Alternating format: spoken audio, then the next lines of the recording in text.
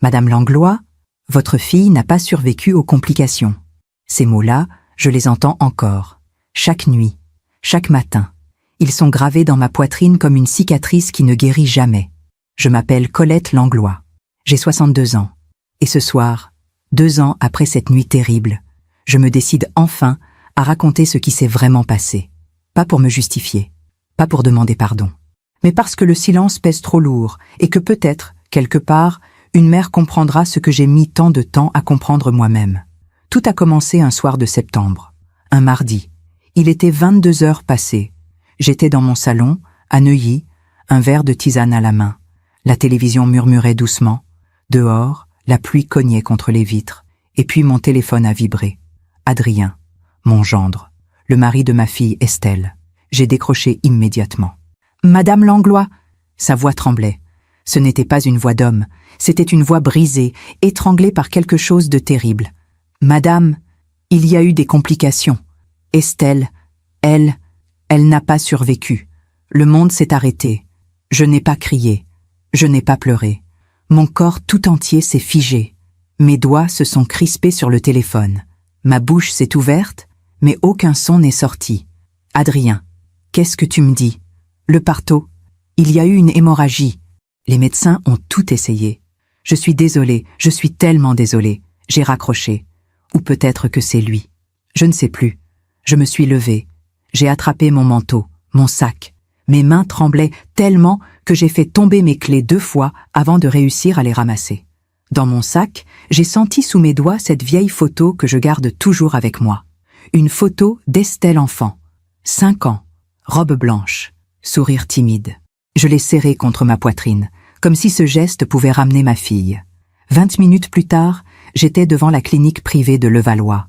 Une belle bâtisse discrète, tout en pierre claire, celle que j'avais choisie moi-même pour Estelle. La meilleure, maman. Tu as toujours voulu le meilleur pour moi. J'ai traversé le hall en courant. L'infirmière de nuit a levé les yeux, surprise. Madame Langlois? Ma fille. Estelle Moreau. Où est-elle? 3e étage, chambre 312. J'ai pris l'ascenseur. Mes jambes ne me portaient plus. Mon cœur cognait si fort que j'avais l'impression qu'il allait exploser. Quand les portes se sont ouvertes, j'ai couru dans le couloir. Et là, devant la porte de la chambre, il y avait Adrien. Il était debout, immobile, les mains dans les poches, le visage fermé. Quand il m'a vu, il a fait un pas en avant, pour me barrer le passage. « Madame, vous ne devez pas entrer maintenant. »« Quoi? S'il vous plaît, faites-moi confiance. Adrien, laisse-moi passer. C'est ma fille. Je sais, mais vous ne devez pas la voir comme ça. Pas maintenant. Laissez-nous un peu de temps, s'il vous plaît. » Quelque chose dans sa voix, quelque chose ne collait pas. Il ne pleurait pas. Ses yeux étaient secs. Et surtout, il y avait dans son regard quelque chose que je n'arrivais pas à nommer. Quelque chose de froid, quelque chose de calculé. « Adrien, pousse-toi. Madame, je vous en supplie. Faites-moi confiance. » Je l'ai regardé droit dans les yeux. Et pour la première fois depuis des années, j'ai senti un frisson glacé me traverser. Il me ment. Je ne savais pas pourquoi. Je ne savais pas comment. Mais chaque cellule de mon corps me criait que quelque chose n'allait pas. J'ai reculé d'un pas. « D'accord, je vais prendre un café. Je reviens dans 1 heure. Merci, madame. Merci. » Je suis reparti vers l'ascenseur, mais je n'ai pas quitté la clinique. Je me suis assise dans le hall. J'ai attendu. 1 heure, 2 heures, et à 3 heures du matin, quand tout le monde dormait, je suis remontée. Par l'escalier de service. Parfois, on fait confiance à ceux qui ne la méritent pas. Et vous, avez-vous déjà été déçu par quelqu'un que vous aimiez? Racontez-moi votre histoire dans les commentaires, j'aimerais vous lire. J'ai monté ces marches 1 à 1, le cœur battant comme un tambour. L'escalier de service sentait le désinfectant et la poussière. Mes talons résonnaient trop fort sur le béton. À chaque étage, je m'arrêtais pour écouter. Personne. Au 3e étage, j'ai poussé la porte avec précaution. Le couloir était plongé dans la pénombre. Seules quelques veilleuses diffusaient une lumière bleutée. La chambre 312 était au fond, à gauche. J'ai avancé sans bruit. Mon corps tremblait. Pas de peur, de rage, de confusion, d'un mélange de tout cela. Devant la porte, j'ai retenu ma respiration. Et j'ai collé mon oreille contre le bois. Rien. Puis, une voix, faible, étouffée. La voix d'Estelle. Ne peux plus, Adrien. Je ne peux plus. Mon sang s'est glacé. Ma fille était vivante. J'ai fermé les yeux. Mes jambes ont failli me lâcher. J'ai posé ma main contre le mur pour ne pas tomber. Dans ma tête, tout tourbillonnait. Vivante. Elle est vivante. Mais alors, pourquoi? J'ai continué d'écouter. 30 ans, Adrien. 30 ans à vivre la vie qu'elle a choisie pour moi. Ces mots-là, je ne les oublierai jamais. La vie qu'elle a choisie pour moi. J'aurais dû frapper à cette porte. J'aurais dû entrer, exiger des explications. Mais je n'ai pas pu. Quelque chose m'a cloué sur place. Quelque chose de lourd. Quelque chose qui ressemblait à de la honte. Je suis reparti comme j'étais venu, par l'escalier de service, sans bruit, sans un mot. Une fois dans ma voiture, j'ai posé mon front contre le volant. Et là, pour la première fois depuis des années, j'ai pleuré. Pas de soulagement, pas de joie, de douleur, parce que j'avais compris. Pas tout, mais assez. Ma fille avait mis en scène sa propre mort, pour m'échapper. Pendant tout le trajet du retour vers Neuilly, j'ai roulé comme une automate. Les rues étaient vides. Paris dormait. Moi, je ne dormirai plus jamais de la même façon. Arrivé chez moi, j'ai allumé toutes les lumières du salon. J'ai sorti cette photo d'Estelle de mon sac. Cette petite fille de 5 ans, avec sa robe blanche et son sourire timide. Je l'ai regardée longtemps, et malgré moi, les souvenirs sont remontés. Tous, comme une vague. Estelle est née en 1993, un printemps radieux. Mon mari, Philippe, était encore là. Nous habitions déjà Neuilly, une belle maison avec jardin. Tout était en ordre. Tout était parfait. Philippe travaillait dans la finance. Moi, j'avais arrêté mon poste de directrice commerciale pour élever notre fille. Un enfant a besoin de sa mère, disait Philippe. Et j'étais d'accord. Estelle était une enfant douce, trop douce peut-être. Elle ne pleurait jamais, ne réclamait rien. Elle me regardait avec ses grands yeux clairs, comme si elle attendait toujours mon approbation avant de faire quoi que ce soit. Je me souviens de ses premiers pas. Elle avait 1 an. Nous étions dans le jardin. Elle s'est levée, a fait 3 pas vers moi, puis elle est tombée. Elle ne pleurait pas. Elle me regardait, comme pour me demander « Est-ce que j'ai bien fait, maman ?» J'ai compris ce jour-là qu'elle serait facile à guider. Philippe est mort quand Estelle avait 8 ans. Crise cardiaque, brutale, en pleine réunion. On me l'a annoncé par téléphone. Je me rappelle avoir posé le combiné très doucement, comme si le geste pouvait effacer la nouvelle. Estelle était à l'école. Quand je suis allée la chercher, je lui ai dit simplement « Papa ne rentrera pas ce soir, ni demain, ni jamais ». Elle n'a pas pleuré. Elle a hoché la tête, et elle a pris ma main. À partir de ce jour, nous n'étions plus que 2, et j'ai décidé que rien ne lui arriverait. Jamais. Estelle a grandi comme une plante bien taillée. École privée, piano, danse classique, cours d'anglais avec une professeure britannique. Elle n'a jamais protesté, jamais demandé autre chose. Quand elle a eu 15 ans, elle a ramené à la maison un garçon de sa classe, Julien, un adolescent maigre avec des cheveux trop longs et un sourire un peu trop sûr de lui. Je l'ai reçu poliment. Je leur ai servi du thé et des biscuits. Puis, quand il est parti, j'ai dit à Estelle « Ce garçon n'est pas pour toi. » « Pourquoi, maman ? » « Parce que je le sais. Fais-moi confiance. » Elle n'a plus jamais parlé de Julien. À 18 ans, elle voulait étudier les beaux-arts. Elle passait ses dimanches à dessiner dans sa chambre. Des portraits, surtout. Des visages tristes, avec des ombres profondes. Tu as un talent, ma chérie. Mais tu sais, l'art ne nourrit pas. Regarde autour de toi. Les artistes vivent dans la précarité. Mais j'aime dessiner, maman. Et moi, je t'aime. C'est pour ça que je te dis la vérité. Fais des études sérieuses. Commerce, gestion. Après, tu dessineras autant que tu voudras. Elle a baissé les yeux. Puis, elle a hoché la tête. Elle s'est inscrite à l'ESSEC. Quand elle a eu 23 ans, elle a rencontré un jeune homme, Mathieu, un musicien, guitariste dans un groupe qui jouait dans des bars. Il était doux, drôle, et Estelle semblait heureuse. Je l'ai invité à dîner. Une seule fois. Pendant tout le repas, je l'ai observé. Il parlait de ses concerts, de ses projets, de sa passion. Il avait des étoiles dans les yeux, mais pas d'argent dans les poches. Après son départ, j'ai dit à Estelle, « Il est charmant, mais il n'a pas d'avenir. Maman, tu mérites quelqu'un de stable, de sérieux, quelqu'un qui pourra te donner une vie confortable, pas quelqu'un qui court après des rêves. » 3 mois plus tard, elle m'a annoncé qu'elle avait rompu avec Mathieu. Je me suis dit que j'avais bien fait. À 28 ans, elle a rencontré Adrien, un avocat, brillant, élégant, issu d'une bonne famille de Lyon. Tout ce que j'espérais pour elle. Il venait dîner à la maison chaque dimanche. Il me parlait avec respect. Il apportait des fleurs.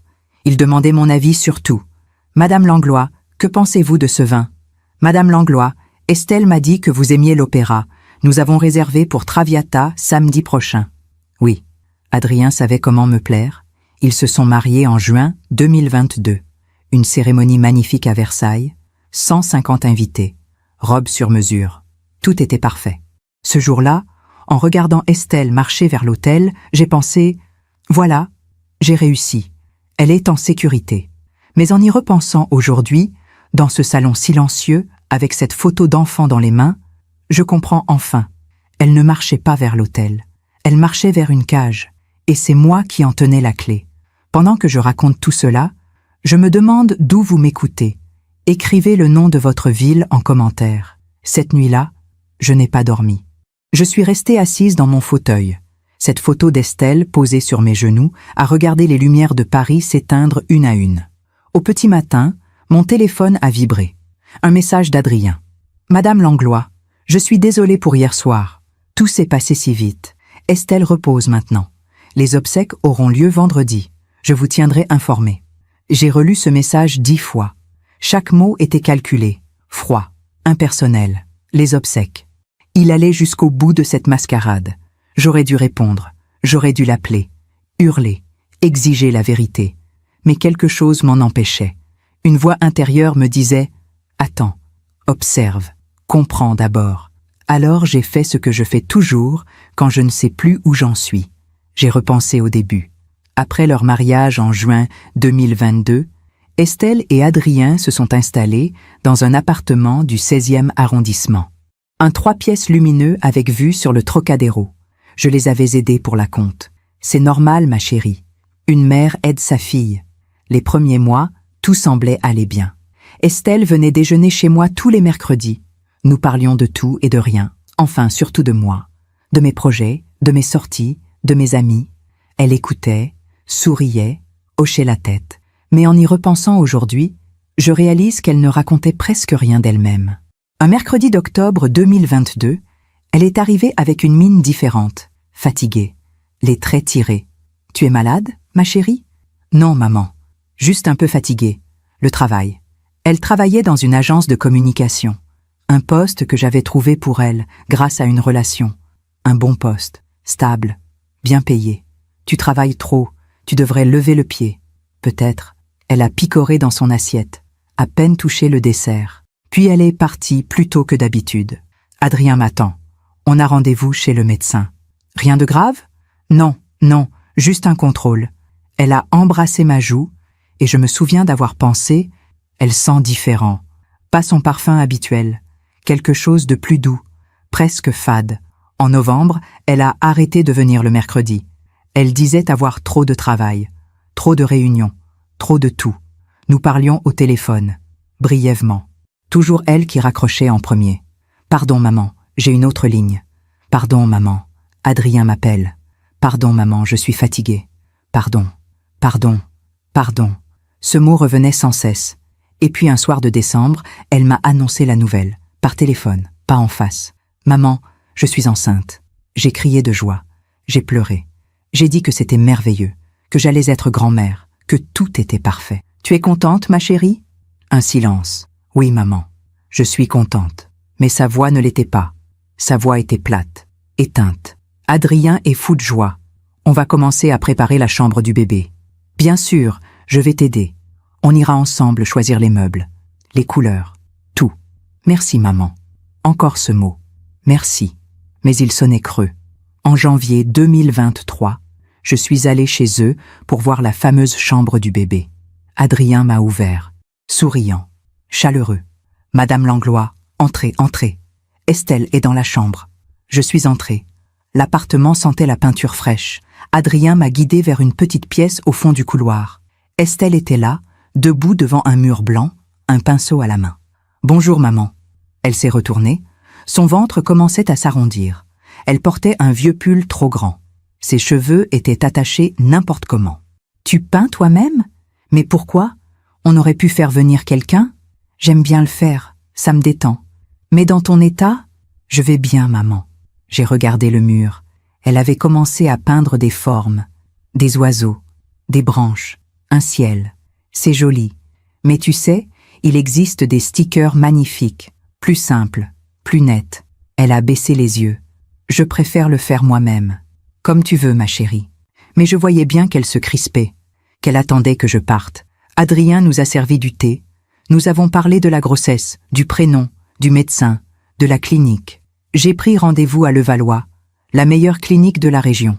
Estelle a acquiescé sans un mot. « Tu es d'accord, ma chérie? »« Oui, maman. » Mais elle ne me regardait pas. Elle fixait sa tasse. Les mois ont passé. Février, mars, avril, mai. Estelle répondait de moins en moins au téléphone. Quand elle décrochait, elle était toujours pressée. « Pardon, maman, je dois raccrocher. »« Pardon, maman, j'ai un rendez-vous. » En juin, je lui ai proposé de venir passer quelques jours chez moi. Pour te reposer, te changer les idées. « Non, merci, maman. Adrien prend soin de moi. Mais je suis ta mère. C'est normal que je sois là. Je sais, maman. Mais tout va bien. Vraiment. » Quelque chose dans sa voix, quelque chose que je n'arrivais pas à saisir. De la lassitude. Ou de la résignation. En juillet 2023, Adrien m'a appelé. « Madame Langlois, Estelle ne se sent pas très bien. Elle a besoin de repos. Elle préfère rester à la maison. Ne pas recevoir de visite pour le moment. »« Mais je suis sa mère. » »« Je sais, mais elle est fatiguée. Le médecin a recommandé le calme. Comprenez-la, s'il vous plaît. » J'ai raccroché, furieuse et inquiète. J'ai essayé de rappeler Estelle. Elle n'a pas décroché. J'ai laissé des messages. Rien. Pendant 2 semaines, plus de nouvelles. Et puis un soir d'août, elle m'a envoyé un message. « Pardon, maman, je vais bien. Le bébé va bien. Ne t'inquiète pas, je t'appellerai bientôt. Pardon. » Toujours ce mot. En septembre, j'ai reçu un faire-part. Adrien m'informait que l'accouchement était prévu pour la dernière semaine du mois. Tout était organisé. Clinique de Levallois. Équipe médicale au complet. J'ai relu ce faire-part plusieurs fois. C'était formel, distant, comme une convocation. Le 24 septembre au soir, je lui ai envoyé un message. « Ma chérie, je pense à toi. Courage, tout va bien se passer. Je t'aime. » Pas de réponse. Le 25, rien. Le 26, rien.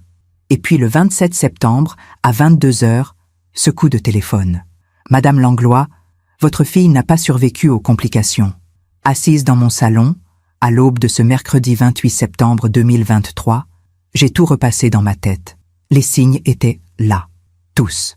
Son silence, sa fatigue, ses excuses, son retrait. Elle ne s'éloignait pas de moi par hasard. Elle préparait sa fuite. Et moi, aveugle, je n'avais rien vu. Ou plutôt, je n'avais pas voulu voir.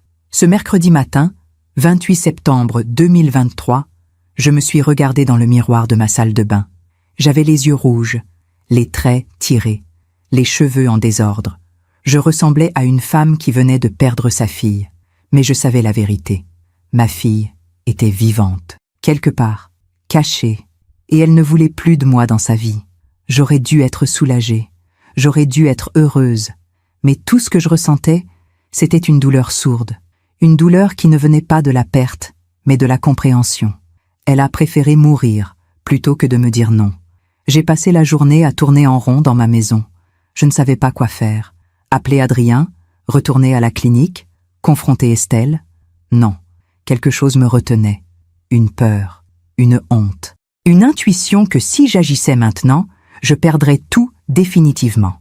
Alors, j'ai fait ce que je fais toujours quand je suis perdue.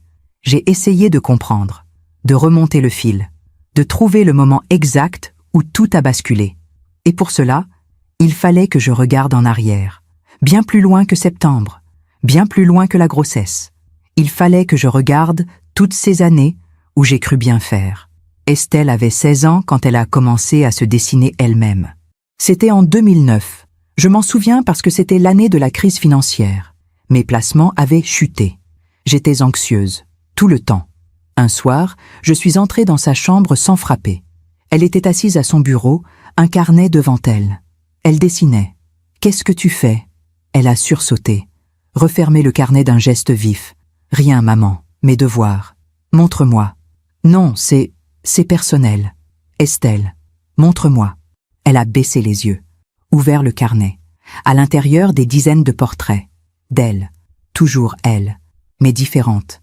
Les cheveux lâchés, les yeux fermés, ou ouverts, mais perdus dans le vide. Pourquoi tu dessines ça? Je ne sais pas, j'aime bien. C'est morbide. Tu te dessines comme une morte. Mais non, maman. Si, regarde. On dirait que tu n'es pas là, que tu es absente. Elle a refermé le carnet. C'est juste des dessins. Je préfère que tu dessines autre chose. Des paysages, des fleurs, quelque chose de joyeux. Elle n'a rien répondu. Quelques jours plus tard, je suis retournée dans sa chambre. Le carnet n'était plus là. Je ne l'ai plus jamais revu. Aujourd'hui, je comprends ce que signifiaient ces dessins. C'était un appel au secours. Et je l'ai ignoré. À 19 ans, Estelle a eu son baccalauréat avec mention très bien. Tout le monde la félicitait.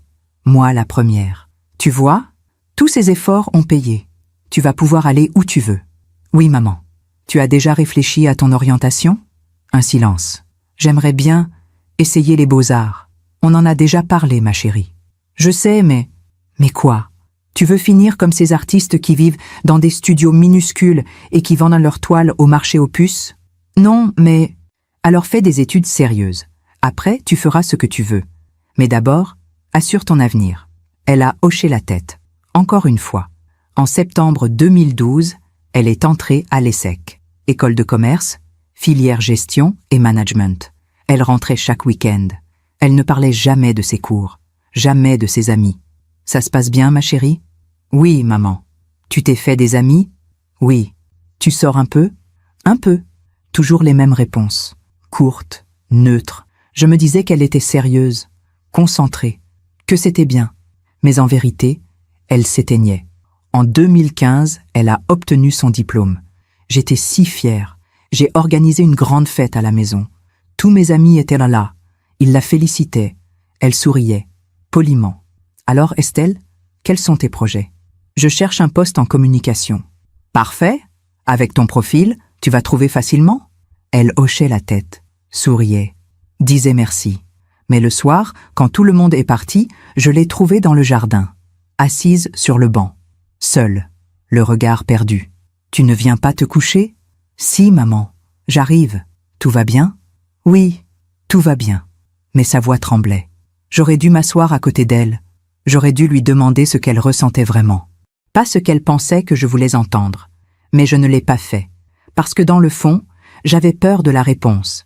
Un mois plus tard, en juillet 2015, elle a rencontré Mathieu. Je me souviens du jour où elle me l'a présenté. C'était un samedi. Ils sont arrivés ensemble en scooter, lui avec sa guitare sur le dos, elle avec un sourire que je ne lui avais pas vu depuis longtemps. Un vrai sourire.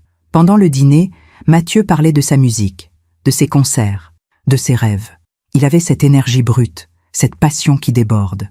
Estelle le regardait avec des yeux que je ne connaissais pas, des yeux vivants. Après leur départ, je me suis dit « Non, pas lui. Pas parce qu'il était méchant, pas parce qu'il était bête, mais parce qu'il représentait tout ce que j'avais toujours fui. L'incertitude, le risque, le chaos. Alors j'ai fait ce que je faisais toujours. J'ai agi pour son bien. La première fois, c'était subtil. Une remarque par-ci, une inquiétude par-là. Il est sympathique, ce Mathieu. Mais dis-moi, il gagne sa vie comment? Il donne des cours de guitare. Et il joue dans des bars. Ah, et ça suffit? Pour l'instant, oui. Pour l'instant. Un silence. Tu sais, ma chérie, un couple, c'est aussi une question de stabilité, d'avenir. Je sais, maman. Je ne dis pas qu'il n'est pas quelqu'un de bien. Mais tu mérites mieux. Mieux comment? Quelqu'un qui pourra te donner une vraie sécurité, une vraie vie. Elle n'a rien répondu. Mais les semaines suivantes, je sentais qu'elle se renfermait. Elle ne parlait plus de Mathieu. Elle ne souriait plus. Et puis un soir de novembre 2015, elle m'a appelée. « Maman, j'ai rompu avec Mathieu. »« Oh, pourquoi ? » ?»« Parce que tu avais raison, ça ne menait nulle part. » Sa voix était plate, morte. « Tu as bien fait, ma chérie, tu verras. C'est pour le mieux. »« Oui, maman. » Elle a raccroché. Et moi, j'ai pensé que j'avais gagné. Mais aujourd'hui, assise dans mon salon avec cette photo d'Estelle enfant dans les mains, je comprends enfin. Je n'ai rien gagné. J'ai tout volé. son sourire, sa passion, sa liberté. Et elle, pendant toutes ces années, elle a encaissé, en silence, parce qu'elle pensait que c'était ça, l'amour. Se nier, se taire, obéir. Et quand elle n'a plus pu, elle n'a pas osé me dire non. Elle a préféré mourir. Je me demande encore si j'ai fait le bon choix. Et vous? Qu'auriez-vous fait à ma place? J'ai passé toute la journée du 28 septembre enfermée chez moi. Le téléphone a sonné plusieurs fois. Des amis, des voisines. Elles avaient appris la nouvelle. Elles voulaient me présenter leurs condoléances. J'ai laissé sonner. Comment leur expliquer? Comment leur dire que ma fille n'était pas morte, mais qu'elle avait choisi de disparaître? Que j'étais en deuil, non pas d'une personne, mais d'une illusion. L'illusion que j'avais été une bonne mère. Le soir est tombé. J'ai regardé l'heure. 20 heures, puis 21 heures, puis 22 heures. Et soudain, j'ai su ce que je devais faire. Je devais retourner là-bas, pas pour confronter Estelle, pas pour exiger des explications, mais pour comprendre. Vraiment comprendre. J'ai attrapé mon manteau, mon sac, cette photo que je n'arrivais plus à lâcher, et je suis montée dans ma voiture. À 23 heures, j'étais de nouveau devant la clinique de Levallois. Le hall était silencieux. L'infirmière de nuit n'était pas la même que la veille. Une jeune femme brune avec des lunettes. « Bonsoir, puis-je vous aider ?»« Je viens voir ma fille, Estelle Moreau, chambre 312. » Elle a vérifié sur son ordinateur. Puis elle a froncé les sourcils. « Madame Moreau a quitté la clinique cet après-midi. » Mon cœur s'est arrêté. « Comment ça, quitter ? Elle est partie avec son mari, vers 15 heures. Mais elle vient d'accoucher. » « Oui, tout s'est bien passé. Le bébé va bien. Ils ont demandé une sortie anticipée. J'ai dû m'appuyer contre le comptoir pour ne pas tomber. Le bébé va bien ? Oui, madame. Un petit garçon, 3 kilos de sang. En parfaite santé. Un garçon. J'avais un petit-fils. Et je ne le verrai jamais. Je suis sortie de la clinique comme une somnambule. Mes jambes tremblaient. Ma tête tournait. Ils étaient repartis. Vraiment partis. Estelle avait accouché. Le bébé allait bien. Et quelques heures plus tard, ils avaient disparu. Tout avait été planifié. Minutieusement, froidement. Et moi, comme une idiote, j'avais attendu. Observé. Réfléchi. J'aurais dû agir la nuit dernière. J'aurais dû frapper à cette porte. Entrer. Exiger la vérité. Mais je ne l'avais pas fait. Parce que, au fond, j'avais peur. Peur de ce qu'elle me dirait. Peur de ce que je verrais dans ses yeux. De retour chez moi, j'ai allumé mon ordinateur. J'ai cherché leur numéro. Appelé. Personne n'a répondu. J'ai envoyé un message à Estelle. « Ma chérie, l'infirmière m'a dit que tu étais sortie. Pourquoi ne m'as-tu rien dit? Je veux te voir. Je veux voir mon petit-fils. S'il te plaît. Appelle-moi. » Aucune réponse. J'ai attendu 1 heure. 2 heures. Rien. Alors j'ai appelé Adrien. 1 fois. 2 fois. 10 fois. Messagerie vocale.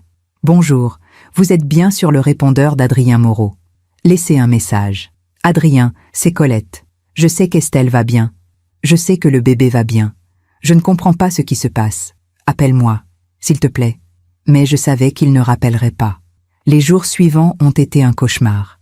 Le vendredi 30 septembre, Adrien a envoyé un message collectif aux proches.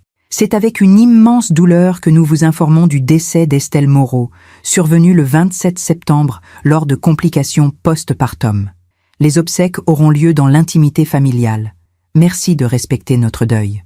L'intimité familiale, quel cynisme. J'ai relu ce message 100 fois. Chaque mot était un coup de poignard. Il maintenait le mensonge, jusqu'au bout. Et tous nos proches, nos amis, nos voisins le croyaient. Les messages de condoléances ont afflué. Sur mon téléphone, sur ma messagerie, chez moi, des fleurs, des cartes, des plats préparés. Courage, Colette, nous pensons à vous. Quelle tragédie. Je souriais, je remerciais, je jouais le rôle de la mère endeuillée. Parce que comment leur expliquer la vérité sans passer pour folle? Le dimanche 2 octobre, ma sœur Marguerite est venue de Bordeaux. Elle a sonné à ma porte à 10 heures du matin. Je n'ai pas eu le choix. J'ai ouvert. Colette, ma pauvre chérie. Elle m'a serré dans ses bras. Elle sentait son parfum habituel. Chanel numéro 5, celui que notre mère portait. Je suis venue dès que j'ai pu. Comment vas-tu? Je tiens le coup. Bien sûr que non. Personne ne tient le coup après ça. Elle est entrée, a posé son sac, préparé du café. Raconte-moi. Comment c'est arrivé? C'était rapide, une hémorragie. Les médecins n'ont rien pu faire. Et le bébé? Il va bien. Dieu merci. Au moins, il te reste lui. J'ai baissé les yeux. Non, Adrien, il est parti. Comment ça, parti? Il a quitté Paris, avec le bébé. Il dit qu'il a besoin de temps, de s'éloigner. Marguerite a froncé les sourcils. Il t'a enlevé ton petit-fils? Ce n'est pas comme ça. Il souffre. Mais toi aussi tu souffres. Tu es la grand-mère. Tu as des droits. Je sais. Tu devrais appeler un avocat? Non, pas maintenant. Laissons-lui du temps. Elle m'a regardé longuement, puis elle a soupiré. Tu es trop bonne, Colette. Toujours trop bonne. Trop bonne. Si elle savait. Marguerite était restée 3 jours. Elle cuisinait, rangeait, parlait de tout et de rien. Elle voulait me distraire, me changer les idées. Mais moi, je pensais à Estelle. Où était-elle? Dans quelle ville? Dans quel pays? Avait-elle changé de nom? De vie?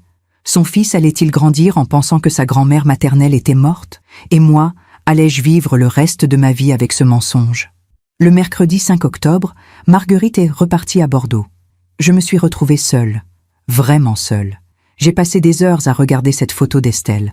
5 ans, robe blanche, sourire timide. Cette petite fille qui me regardait comme si j'étais tout son univers. Quand avait-elle cessé de me regarder comme ça? À quel moment avais-je perdu sa confiance? À 16 ans, quand j'avais jugé ses dessins morbides. À 18 ans, quand j'avais tué son rêve des beaux-arts. À 23 ans, quand j'avais chassé Mathieu. Ou bien avant, bien avant. Peut-être dès le début. Peut-être dès le jour où j'avais décidé que je savais mieux qu'elle ce qui était bon pour elle. Un soir, j'ai ouvert mon ordinateur. J'ai tapé. Comment retrouver quelqu'un qui a disparu? Des pages et des pages de résultats. Détective privé, réseaux sociaux, base de données. J'aurais pu la chercher, la traquer, la retrouver. Mais à quoi bon? Si je la retrouvais, que lui dirais-je? Pardon d'avoir été étouffante? Pardon d'avoir décidé de ta vie à ta place? Pardon de ne pas t'avoir écouté? Elle le savait déjà, et elle avait choisi de partir. De mourir symboliquement pour renaître loin de moi. Cette nuit-là, j'ai pleuré, vraiment pleuré. Pour la première fois depuis des années. Pas des larmes de colère, pas des larmes de pitié, des larmes de honte. Parce que j'avais compris. Ma fille n'était pas partie à cause d'Adrien. Elle était partie à cause de moi. Les semaines ont passé. Octobre, puis novembre, puis décembre 2023. Le monde continuait de tourner. Les gens continuaient de vivre. Moi, j'étais figée dans ce mensonge. Chaque matin, je me réveillais en pensant « Aujourd'hui, je vais la retrouver ». Et chaque soir, je me couchais en sachant que je ne le ferais pas. Parce que la retrouver signifiait la perdre vraiment. En décembre, j'ai reçu une lettre, une enveloppe blanche, sans expéditeur, postée de Lyon. Mon cœur s'est mis à battre très fort. Lyon, la ville d'origine d'Adrien. J'ai ouvert l'enveloppe avec des mains tremblantes. À l'intérieur, une seule feuille. Une écriture que je connaissais par cœur. L'écriture d'Estelle. Maman, je sais que tu as compris. Je sais que tu sais. Je ne vais pas te demander pardon. Parce que ce que j'ai fait, je l'ai fait pour survivre. Pendant 30 ans, j'ai vécu la vie que tu voulais pour moi. J'ai étudié ce que tu voulais, aimé qui tu approuvais, rêvé ce que tu permettais. Et un jour, je me suis réveillée enceinte, et j'ai compris que si je restais, mon fils vivrait la même chose. Tu choisirais son école, ses amis, ses passions, sa vie. Et je ne pouvais pas, je ne pouvais plus. Alors oui, j'ai menti. J'ai mis en scène ma propre mort, parce que c'était la seule façon de partir sans que tu me suives. Tu m'as toujours dit que tu faisais ça par amour. Et peut-être que c'est vrai. Mais ton amour, maman, il étouffait. Je ne te déteste pas. Je ne t'en veux même pas. Parce que je sais que tu as fait ce que tu pensais être juste. Mais maintenant, je dois faire ce que je pense être juste pour moi. Et pour mon fils. Ne me cherche pas. S'il te plaît. Un jour, peut-être nous nous reverrons. Quand j'aurai appris à dire non sans avoir à mourir pour ça. Estelle. J'ai relu cette lettre 100 fois, 1000 fois. Chaque mot était une lame. Ton amour étouffait. J'ai pleuré. Longtemps. Sans bruit. Comme on pleure quand on sait qu'on a perdu quelque chose qu'on ne retrouvera jamais. Mais au milieu de cette douleur, il y avait aussi quelque chose d'autre. Un soulagement. Parce qu'enfin, elle m'avait dit la vérité. Enfin, elle m'avait dit non. Les mois suivants, j'ai commencé à faire quelque chose que je n'avais jamais fait de ma vie. J'ai regardé en arrière, vraiment regardé, pas pour me justifier, pas pour me dire que j'avais bien fait, mais pour comprendre d'où venait ce besoin de tout contrôler. Ma propre mère, Geneviève, était une femme autoritaire, froide, exigeante. Elle avait grandi pendant la guerre. Elle avait connu la faim, la peur, l'incertitude. Et quand elle a eu des enfants, Marguerite et moi, elle a décidé que nous ne manquerions de rien. Jamais. Mais ce rien incluait aussi la liberté.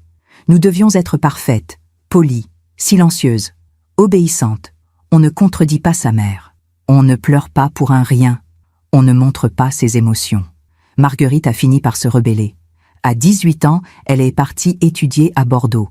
Elle a épousé un homme que ma mère détestait. Elle a coupé les ponts. Moi, je suis restée.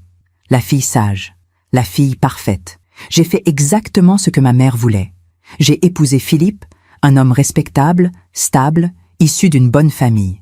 Et quand Estelle est née, je me suis jurée de ne pas être comme ma mère. Je me suis jurée d'être douce, aimante, présente. Mais au fond, j'avais juste changé la forme, pas le fond. Je me souviens d'une conversation avec Marguerite.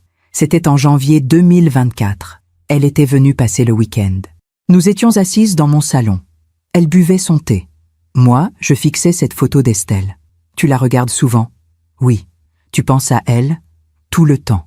Un silence. Colette, tu crois vraiment qu'elle est morte? Mon cœur s'est arrêté. Pourquoi tu me demandes ça? Parce que quelque chose ne colle pas. Adrien qui disparaît. Aucune trace. Aucune tombe. Il voulait une cérémonie privée. Oui, mais quand même. Elle m'a regardé droit dans les yeux.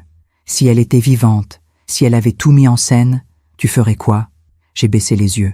Je ne sais pas. Tu la chercherais? Non. Pourquoi? Parce que, si elle est partie, c'est qu'elle avait ses raisons. Marguerite a posé sa tasse. Tu sais, Colette, toute notre vie, on a essayé de ne pas être comme maman. Mais au final, on l'a été quand même. Moi, j'ai fui. Toi, tu as contrôlé. Je n'ai pas contrôlé. Si, tu as fait exactement ce qu'elle faisait. Tu as décidé pour Estelle. Toujours. Je voulais juste la protéger. Oui, comme maman voulait nous protéger. Ces mots sont restés gravés en moi longtemps après son départ. En février 2024, j'ai commencé à voir une psychologue, Dr Isabelle Moreau, une femme d'une 50aine d'années, au regard bienveillant. La première séance, j'ai raconté toute l'histoire. Tout, sans rien cacher. Elle m'a écoutée sans m'interrompre. Puis elle a dit « Colette, vous pensez avoir perdu votre fille, mais en réalité, vous ne l'avez jamais eue. Comment ça? Vous avez eu une idée de votre fille, une projection. Mais la vraie Estelle, celle qui dessinait, qui rêvait, qui aimait, vous ne l'avez jamais laissée exister. » Ces mots m'ont brisé, mais ils m'ont aussi libérée. Les mois suivants, j'ai fait un travail intérieur douloureux. J'ai relu toutes les lettres qu'Estelle m'avait envoyées pendant ces années d'études. Des lettres courtes, polies, vides. « Chère maman, tout va bien. Les cours sont intéressants. Je rentre ce week-end.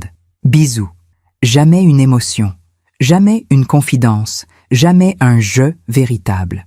J'ai aussi retrouvé un carnet, caché dans une boîte au grenier. Un carnet qu'Estelle avait dû oublier. À l'intérieur, des pages et des pages de dessins. D'elle. Toujours elle. Mais pas seulement. Il y avait aussi des mots, des fragments de phrases. Je ne sais plus qui je suis. Je voudrais crier, mais je n'ai plus de voix. Peut-être que si je disparaissais, elle comprendrait.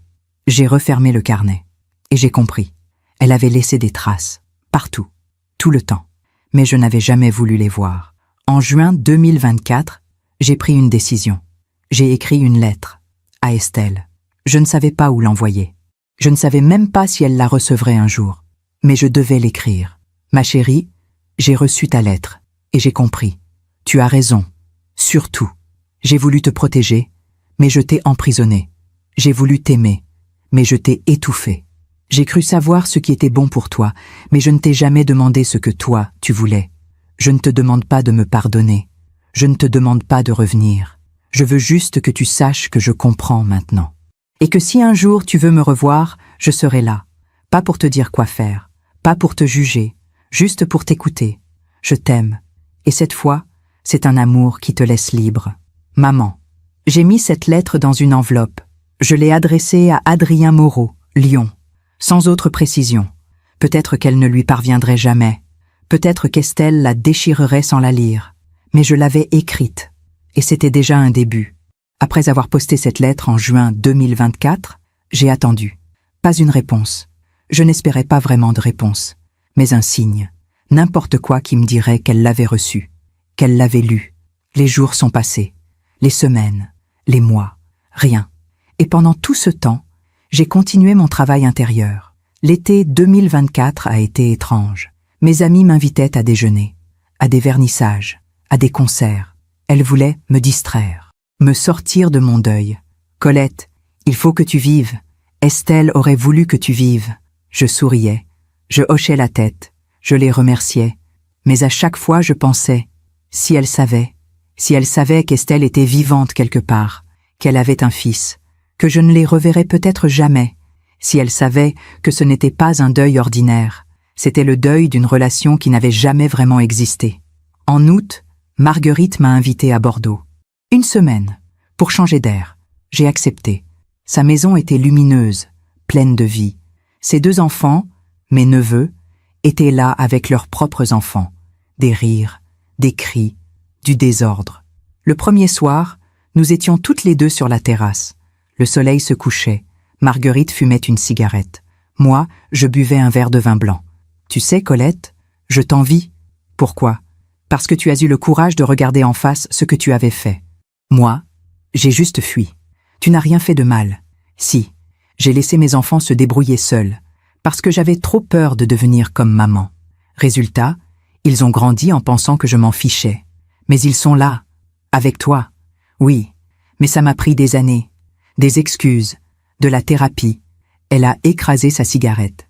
Au final, on paie toujours, d'une façon ou d'une autre. J'ai regardé le ciel. Orange, rose, violette. Oui, on paie toujours. En septembre 2024, 1 an après la disparition d'Estelle, je suis retournée à la clinique de Levallois. Je ne sais pas pourquoi. Une impulsion, un besoin. J'ai garé ma voiture. Je suis restée assise, à regarder cette bâtisse. C'était ici que tout avait basculé. C'était ici que j'avais compris que ma fille préférait mourir plutôt que de me dire non. Je suis sortie de la voiture. J'ai marché jusqu'à l'entrée. Le hall était le même. Blanc, silencieux, propre. L'infirmière d'accueil m'a reconnue. « Madame Langlois? Bonjour, vous allez bien? Oui, je voulais juste… » Quoi? Quoi exactement? Revivre cette nuit? Comprendre quelque chose que je n'avais pas encore compris? Je voulais juste voir. Elle a hoché la tête, avec compassion. Je suis désolée pour votre fille. Merci. J'ai tourné les talons. Je suis repartie. Mais en remontant dans ma voiture, j'ai réalisé quelque chose. Je ne venais pas pour Estelle. Je venais pour moi, pour faire la paix avec ce que j'avais perdu. En octobre 2024, j'ai pris une autre décision. J'ai vidé la chambre d'Estelle. Cette chambre était restée intacte depuis son départ, comme un sanctuaire, comme si elle allait revenir un jour, mais elle ne reviendrait pas. Et garder cette chambre, c'était rester prisonnière du passé. J'ai commencé par les vêtements, pliés dans l'armoire. Certains dataient de son adolescence. Des pulls, des jupes, des robes qu'elle ne portait plus depuis des années. Je les ai sortis un par un. J'ai senti leur odeur, lavande, un peu de poussière. J'ai mis la plupart dans des cartons, pour les donner. Mais j'en ai gardé un pull bleu marine, celui qu'elle portait à 15 ans, quand elle rentrait du lycée et s'asseyait dans le jardin pour dessiner. Je l'ai plié soigneusement. Je l'ai mis de côté. Ensuite, les livres, des romans, des manuels d'école, des carnets de notes. Et puis, tout au fond de l'étagère, j'ai trouvé quelque chose. Un autre carnet. Petit, rouge, usé. Je l'ai ouvert. Les premières pages étaient vides. Puis, au milieu, des lignes. Une écriture serrée, nerveuse. Aujourd'hui, maman a dit que mes dessins étaient morbides. Je ne sais pas quoi répondre. Peut-être qu'elle a raison. Peut-être que je suis morbide. J'ai rompu avec Mathieu. Maman dit que c'est mieux comme ça. Je ne sais plus ce que je pense. Je ne sais plus ce que je veux. Parfois, j'imagine que je pars. Loin, très loin, que je change de nom, que je deviens quelqu'un d'autre. Est-ce que c'est normal de ne pas se sentir chez soi dans sa propre vie? J'ai refermé le carnet. Mes mains tremblaient. Toutes ces années, elle avait écrit. Elle avait laissé des traces. Et moi, je n'avais jamais cherché à les lire. Parce que je ne voulais pas savoir. Parce que savoir aurait signifié remettre en question tout ce que je croyais juste. J'ai passé la journée entière à vider cette chambre. Les tiroirs, les placards, les étagères. À chaque objet, un souvenir. À chaque souvenir, une douleur. Mais aussi, peu à peu, une forme de libération. Parce que vider cette chambre, c'était accepter. Accepter qu'Estelle ne reviendrait pas. Accepter que notre relation était terminée. Peut-être pour toujours, peut-être pas. Mais en tout cas, pas comme avant. Le soir, j'ai appelé Marguerite. J'ai vidé la chambre d'Estelle. Un silence. Comment tu te sens? Triste, mais soulagée. C'est bien, Colette. C'est un pas. Oui. Tu sais, peut-être qu'un jour, elle reviendra. Peut-être. Ou peut-être pas. Et tu seras prête? Je ne sais pas. Mais au moins, je ne serai plus la même. En novembre 2024, quelque chose d'étrange s'est produit. Un matin, en ouvrant ma boîte aux lettres, j'ai trouvé une enveloppe, sans timbre, déposée à la main. Mon cœur s'est mis à battre très fort. L'écriture, je la reconnaissais, celle d'Estelle. J'ai ouvert l'enveloppe avec des mains tremblantes. À l'intérieur, une seule phrase, écrite au stylo bleu. J'ai reçu ta lettre. Merci.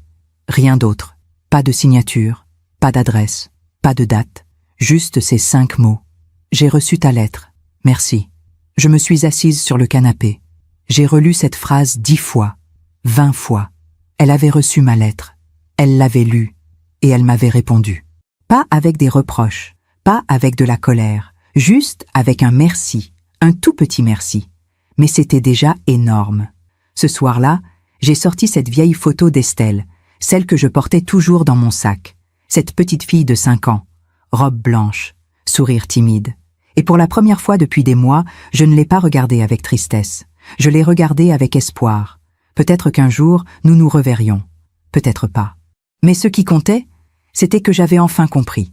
Aimer quelqu'un, ce n'est pas décider pour lui. C'est le laisser libre. Même si cette liberté nous éloigne. Même si cette liberté fait mal. Après avoir reçu cette réponse d'Estelle en novembre 2024, quelque chose a changé en moi. Ce n'était pas de la joie, pas du soulagement non plus. C'était quelque chose de plus calme, de plus profond, une forme de paix. Elle m'avait entendu, et c'était suffisant. Les semaines suivantes, j'ai continué mon travail avec le docteur Moreau. Un jeudi après-midi de décembre 2024, nous étions assises dans son cabinet. La pluie cognait contre les vitres. Elle m'a demandé « Colette, si Estelle était devant vous maintenant, que lui diriez-vous » J'ai réfléchi longtemps. Je lui dirais « Je suis désolée. » Pourquoi exactement? Pour tout. Pour avoir décidé à sa place. Pour ne pas l'avoir écoutée. Pour avoir confondu amour et contrôle. Et qu'est-ce que vous aimeriez qu'elle vous dise? J'ai fermé les yeux. Rien. Je n'attends rien d'elle. Vraiment? Oui, parce que je comprends maintenant. Elle ne me doit rien. Ni pardon, ni explication, ni retour. Docteur Moreau a souri. Vous avez beaucoup avancé, Colette. Peut-être, mais c'est trop tard. Trop tard pourquoi? Pour réparer. Réparer quoi? Le passé ne se répare pas. Il se comprend. Et ensuite, on avance. Ces mots sont restés gravés en moi. Le passé ne se répare pas. Il se comprend. En janvier 2025, j'ai pris une décision importante. J'ai vendu la maison de Neuilly. Cette grande maison où Estelle avait grandi, où Philippe était mort, où j'avais vécu seule pendant toutes ces années. Cette maison était pleine de fantômes. Mes amis étaient choqués. Colette, tu es sûre? C'est ta maison. Tous tes souvenirs sont là. Justement. Mais où vas-tu aller? Je ne sais pas encore, mais je ne peux plus rester ici. Et c'était vrai. Chaque pièce me renvoyait à des moments où j'avais fait les mauvais choix. Le salon, où j'avais dit à Estelle que Mathieu n'était pas pour elle.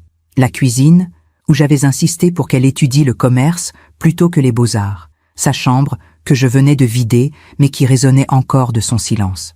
Non, je ne pouvais plus. J'ai trouvé un petit appartement dans le 10e arrondissement. 2 pièces, lumineux, simple. Rien à voir avec Neuilly. Marguerite est venue m'aider à déménager en février 2025. Tu es sûre de toi, Colette? Oui, c'est un sacré changement. J'ai besoin de changement. Nous avons emballé les cartons, trié les meubles, donné beaucoup de choses. Je n'ai gardé que l'essentiel. Et cette photo, celle d'Estelle enfant, toujours dans mon sac. Le jour du déménagement, j'ai fait une dernière chose. J'ai marché dans le jardin, celui où Estelle s'asseyait pour dessiner. L'herbe était haute. Les rosiers n'avaient pas été taillés depuis des mois. Je me suis assise sur le banc, le même où elle s'asseyait, et j'ai fermé les yeux. J'ai imaginé Estelle, 15 ans, carnet à la main, crayon entre les doigts. Elle levait les yeux vers moi, timide, hésitante. « Maman, tu veux voir ?» Et dans mon imagination cette fois, je répondais différemment. « Oui, ma chérie, montre-moi. » Je regardais ses dessins, sans juger, sans critiquer. « C'est beau, continue. » Et elle souriait. Un vrai sourire. Bien sûr, ce n'était qu'une imagination. La réalité, c'est que je n'avais jamais dit ça. Mais au moins, maintenant, je savais ce que j'aurais dû dire. Dans mon nouvel appartement, j'ai recommencé à vivre. Différemment. J'ai rejoint un atelier de peinture. Quelque chose que je n'avais jamais fait. Quelque chose que je m'étais toujours interdit. La peinture, c'est pour les artistes, pas pour les gens sérieux. C'était ce que ma mère disait. C'était ce que je m'étais répété toute ma vie. Mais maintenant, je voulais essayer. Le premier cours, j'étais terrifiée. Il y avait une dizaine de personnes, toutes plus jeunes que moi, toutes plus douées. Le professeur, un homme d'une quarantaine d'années avec des lunettes rondes, nous a dit « Aujourd'hui, on ne peint pas quelque chose de précis. On peint ce qu'on ressent. » J'ai regardé ma toile blanche, mon pinceau, mes couleurs, et je ne savais pas quoi faire. Parce que toute ma vie, j'avais suivi des règles, des modèles, des attentes. Mais là, on me demandait de peindre ce que je ressentais, et je ne savais même pas ce que je ressentais. J'ai commencé par du bleu, sombre, profond, puis du gris, du noir, puis, sans réfléchir, j'ai ajouté une touche de jaune, timide, au milieu. À la fin du cours, le professeur est passé devant ma toile. C'est intéressant. On sent une lutte entre l'ombre et la lumière. C'est ce que je ressens. Continuez. Et j'ai continué. Les mois ont passé. Mars, avril, mai 2025. Je peignais chaque semaine. Des toiles abstraites, sombres au début, puis, peu à peu, avec plus de couleurs. Je ne montrais mes peintures à personne. Ce n'était pas pour ça. C'était pour moi, pour apprendre à exprimer ce que je n'avais jamais su dire. Un soir de juin 2025, j'ai reçu un appel, un numéro inconnu. Allô ? Un silence, puis une voix, faible, hésitante. Maman ? Mon cœur s'est arrêté. Estelle ? Oui, c'est moi. Je me suis assise. Mes jambes ne me portaient plus. Tu vas bien ? Oui, je vais bien. Et ton fils ? Il va bien aussi ? Il a 2 ans maintenant. 2 ans. Mon petit-fils avait 2 ans. Et je ne l'avais jamais vu. Comment il s'appelle ? Un silence. Léo. C'est joli. Un long silence. Maman, je t'appelle parce que j'ai lu ta lettre, plusieurs fois. Oui, et je voulais te dire merci. Tu n'as pas à me remercier. Si. Parce que pour la première fois, tu m'as écouté. Vraiment écouté. Ma gorge s'est serrée. Je suis désolée, Estelle. Pour tout. Je sais. Je ne te demande pas de revenir. Je ne te demande rien. Je voulais juste que tu saches que je comprends maintenant. Je sais. Un silence. Long. Lourd. Un jour, peut-être, on pourra se revoir. Mais pas maintenant. J'ai besoin de temps. Prends tout le temps dont tu as besoin. Merci, maman.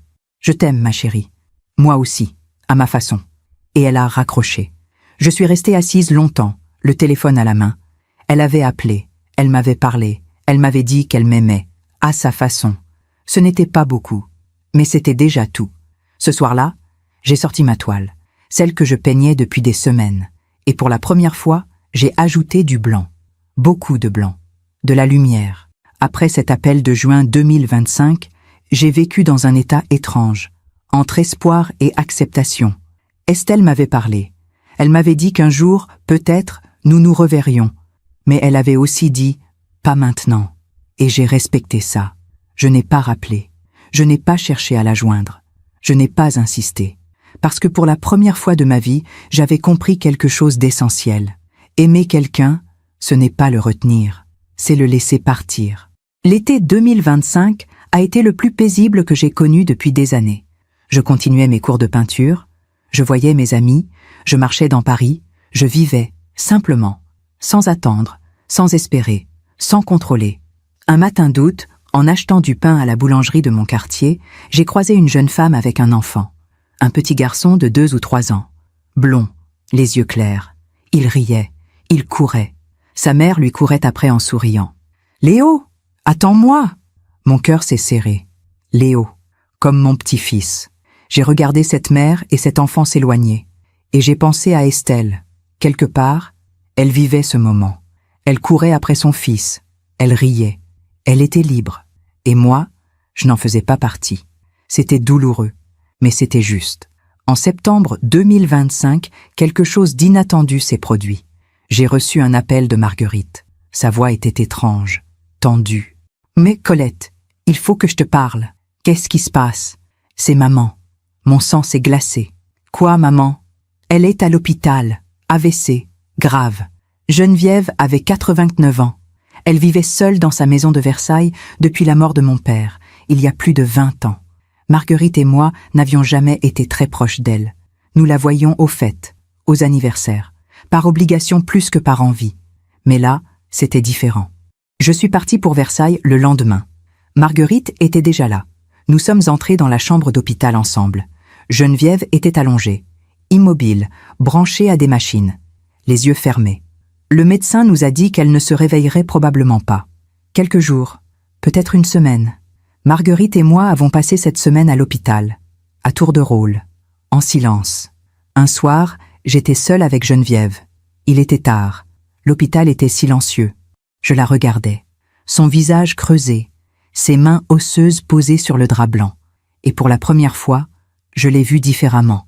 Pas comme la mère autoritaire, pas comme la femme froide, mais comme une femme qui avait eu peur, peur de manquer, peur de perdre, peur de ne pas protéger ses filles, et qui, pour combattre cette peur, avait tout contrôlé, exactement comme moi. Je me suis penchée vers elle. « Maman, je te comprends maintenant. » Elle n'a pas bougé. Elle ne pouvait pas m'entendre. Mais j'ai continué. « Tu as fait ce que tu pensais être juste, comme moi, et tu as perdu tes filles, comme moi. » Ma voix tremblait. « Mais tu sais quoi ? Je ne t'en veux plus. Parce que maintenant, je sais ce que c'est, de vouloir tellement protéger qu'on finit par étouffer. » J'ai pris sa main, froide, fragile. « Tu as fait de ton mieux, avec ce que tu avais, avec ce que tu savais. » Et j'ai pleuré. Pas pour elle, pas vraiment. Mais pour nous toutes, Geneviève, moi, Estelle, toutes ces femmes qui avaient confondu amour et contrôle, et qui avaient payé le prix. Geneviève est morte 3 jours plus tard, le 15 septembre 2025. Les obsèques ont eu lieu à Versailles. Une petite cérémonie. Quelques amis, quelques voisins. Marguerite a lu un texte. Sobre, respectueux, sans mensonge. Notre mère était une femme de devoir, une femme de principe. Elle a vécu selon ses convictions. Et aujourd'hui, nous lui disons au revoir. Après la cérémonie, Marguerite et moi sommes retournés à la maison de Geneviève. Nous devions trier ses affaires. Dans sa chambre, nous avons trouvé des cartons, pleins de lettres, de photos, de souvenirs, des lettres que nous lui avions écrites, enfant, des dessins que nous avions faits, et puis, tout au fond d'un tiroir, un carnet. Marguerite l'a ouvert, a lu quelques lignes, puis elle me l'a tendu. « Regarde !» C'était le journal de Geneviève, écrit pendant les années 80, quand nous étions adolescentes. Marguerite s'éloigne de moi. Je la sens partir. Je ne sais pas comment la retenir. J'ai peur qu'elle fasse des erreurs. J'ai peur qu'elle souffre. Alors je dis non. À tout. Peut-être que je me trompe. Mais je ne sais pas faire autrement. Colette est plus docile. Elle m'écoute. Elle obéit. C'est plus simple. Mais parfois, je me demande si ce n'est pas pire. Si en obéissant, elle ne perd pas quelque chose d'essentiel. Et je veux qu'elle soit heureuse. Mais comment ? Comment protège-t-on ses enfants sans les briser ? J'ai refermé le carnet. Ma mère avait su. Elle avait su qu'elle les étouffait. Elle avait su qu'elle les perdait. Mais elle n'avait pas su s'arrêter. Exactement comme moi. Tu vois, Colette, Marguerite avait les yeux rouges. On croit toujours qu'on fait mieux que nos parents. Mais au final, on fait juste différemment. Peut-être. Ou peut-être qu'on apprend. Trop tard. Mais on apprend. Elle a hoché la tête. Tu crois qu'Estelle reviendra un jour ? Je ne sais pas. Mais si elle revient, je serai prête. Prête comment ? Prête à l'écouter. Vraiment. Sans jugement. Sans attente. Marguerite a souri. Tristement. Tu as changé, Colette. Oui. Mais ça m'a coûté ma fille. Peut-être, ou peut-être que tu l'as libéré. En rentrant à Paris ce soir-là, j'ai repensé à tout. À Geneviève, à Philippe, à Estelle, à Léo, toutes ces générations, toutes ces blessures. Et je me suis dit quelque chose. Le karma, ce n'est pas une punition venue de l'extérieur. C'est la conséquence naturelle de nos choix. Geneviève avait contrôlé. Elle avait perdu ses filles. Moi, j'avais contrôlé. J'avais perdu Estelle. Et Estelle. Estelle avait eu le courage de briser le cycle, de partir, de dire non, de protéger son fils. Un soir d'octobre 2025, j'ai reçu une nouvelle lettre, encore une fois, sans timbre. Déposée à la main. L'écriture d'Estelle. Maman, j'ai appris pour grand-mère. Je suis désolée.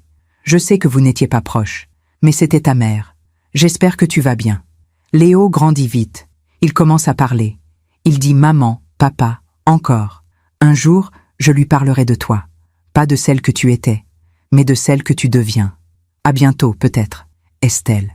J'ai lu cette lettre 100 fois. De celle que tu deviens. Elle voyait. Elle comprenait. Et elle me laissait une porte ouverte. Pas pour aujourd'hui, pas pour demain, mais pour un jour. Cette nuit-là, j'ai sorti cette vieille photo d'Estelle, celle que je portais toujours. Et pour la première fois, je l'ai posée dans un cadre, sur ma table de nuit, pas pour m'accrocher au passé, mais pour me rappeler d'où je venais et où je voulais aller. Le karma avait fait son œuvre. J'avais perdu ce que j'avais voulu contrôler. Mais dans cette perte, j'avais trouvé quelque chose d'autre. La liberté, la mienne et la sienne. Nous sommes aujourd'hui en décembre 2025, 2 ans et 3 mois après cette nuit terrible où j'ai cru perdre ma fille. 2 ans et 3 mois depuis que j'ai compris que je ne l'avais jamais vraiment eue. Ce matin, je me suis réveillée dans mon petit appartement du 10e arrondissement. La lumière entrait doucement par la fenêtre. Paris s'éveillait. Je me suis levée. J'ai préparé mon café. J'ai regardé cette photo d'Estelle encadrée sur ma table de nuit. Cette petite fille de 5 ans, robe blanche, sourire timide. Et je lui ai souri en retour. Ma vie aujourd'hui est simple, presque humble. Je peins 2 fois par semaine. Mes toiles ne sont pas des chefs-d'œuvre, mais elles sont honnêtes. Elles racontent ce que j'ai vécu, ce que j'ai appris. Je vois mes amies, pas toutes. Certaines se sont éloignées quand j'ai vendu la maison de Neuilly. Elles ne comprenaient pas. Mais celles qui sont restées sont les vraies, celles qui m'aiment sans juger. Je vois Marguerite régulièrement. Nous parlons de Geneviève, de nos erreurs, de nos regrets, et nous rions. Parce qu'au fond, c'est tout ce qu'on peut faire. Rire de nos bêtises et essayer de faire mieux. Il y a 2 semaines, j'ai reçu un message. Un numéro que je ne connaissais pas. Maman, c'est Estelle. J'aimerais qu'on se voie. Si tu veux. Pas à Paris. Quelque part de neutre. Qu'en penses-tu? Mon cœur s'est mis à battre très fort. J'ai relu ce message 10 fois. 20 fois. Puis j'ai répondu simplement « Oui, quand tu veux, où tu veux ». Elle m'a proposé Lyon, dans un parc, le samedi 20 décembre. Juste toi et moi, pas Léo, pas encore. J'ai accepté. Ce samedi-là, je me suis levée à l'aube. J'ai pris le premier train pour Lyon. Pendant tout le trajet, j'ai essayé de ne penser à rien, mais c'était impossible. J'avais peur de dire les mauvais mots. Peur de la décevoir encore. Peur qu'elle me regarde et ne voie que la mer qui l'avait étouffée. Le parc était presque vide.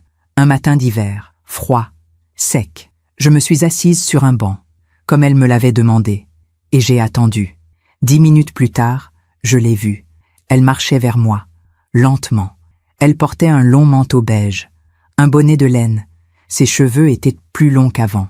Elle avait changé, mais c'était elle, ma fille. Elle s'est assise à côté de moi. Pas trop près, pas trop loin. Nous sommes restées silencieuses un moment. Puis elle a dit « Bonjour maman. Bonjour ma chérie. » Encore un silence. « Tu vas bien ?»« Oui. Et toi ?»« Oui. » Un silence plus long, pesant, mais pas désagréable. Puis elle a parlé. « J'ai beaucoup réfléchi, tu sais, à ce que j'ai fait, à toi, à nous, moi aussi. Et je ne regrette pas d'être partie, parce que j'en avais besoin. Je sais, mais... » Elle a hésité, puis elle a continué. « Mais j'ai aussi compris que tu avais fait ce que tu pensais être juste. Oui, mais je me trompais. Peut-être, ou peut-être que tu faisais juste ce que ta mère avait fait avec toi. » J'ai hoché la tête. « Oui, exactement. » Nous avons marché, côte à côte, en silence. Puis elle a dit « Maman, Je ne veux pas qu'on efface le passé, parce que ça fait partie de nous. Oui, mais je veux qu'on construise autre chose, quelque chose de nouveau, si tu es d'accord. Bien sûr que je suis d'accord, mais à mes conditions? J'ai souri, tristement. Oui, à tes conditions. Elle s'est arrêtée, m'a regardé droit dans les yeux. Je ne veux plus que tu décides pour moi, ni pour Léo. Je ne le ferai plus. Je ne veux plus que tu me donnes ton avis sans que je te le demande. D'accord. Et je ne veux plus que tu me culpabilises. D'accord. Tu peux faire ça? J'ai pris une grande inspiration. Je vais essayer, et si je me trompe, tu me le diras. Elle a souri, un tout petit sourire. Oui, je te le dirai. Nous avons marché encore, longtemps. Puis elle m'a parlé de Léo, de sa vie, de son travail. Elle était graphiste freelance. Elle gagnait sa vie. Elle était heureuse. Et Adrien? Il va bien. Il travaille dans un cabinet d'avocats. On est bien. Tant mieux. Tu sais, maman, c'est lui qui a eu l'idée de tout mettre en scène. Je m'en doutais. Au début, je ne voulais pas. Je trouvais ça trop cruel. Mais il m'a dit, si tu ne le fais pas, tu ne partiras jamais. Et tu te perdras. Il avait raison. Elle a hoché la tête. Oui, en fin d'après-midi, nous nous sommes assises sur un autre banc, face à un lac. Maman, un jour, je te présenterai Léo. Mon cœur s'est serré. Vraiment? Oui, mais pas tout de suite. Il faut d'abord que nous, on apprenne à se retrouver. Prends tout le temps dont tu as besoin. Merci. Elle m'a regardée, longuement. Tu as changé, maman. Oui, tu es plus douce. J'ai appris, à mes dépens. Je suis désolée que ça t'ait coûté si cher. Non, ne sois pas désolée, parce que maintenant je comprends. Et c'est tout ce qui compte. Avant de partir, elle m'a serré dans ses bras. Pas longtemps, mais elle l'a fait. À bientôt, maman. À bientôt, ma chérie.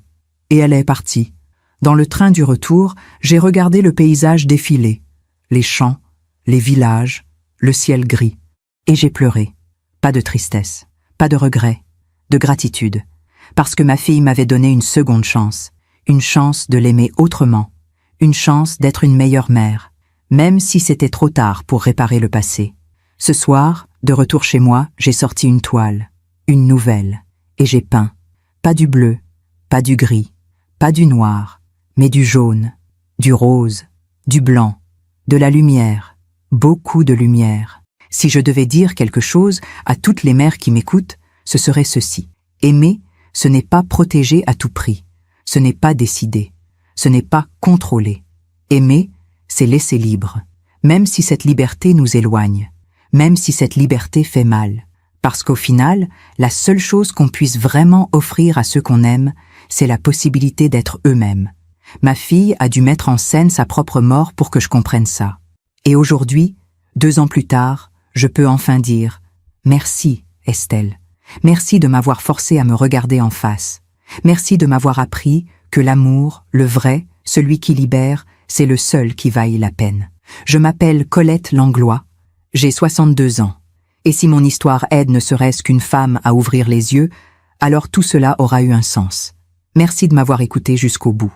Si cette histoire a touché votre cœur, abonnez-vous et activez la cloche pour entendre d'autres femmes qui ont transformé la douleur en sagesse. Chaque jour, une femme, une leçon de vie. Partagez cette histoire avec quelqu'un que vous aimez. Parfois, une histoire change toute une journée. Que Dieu vous bénisse, et à très bientôt.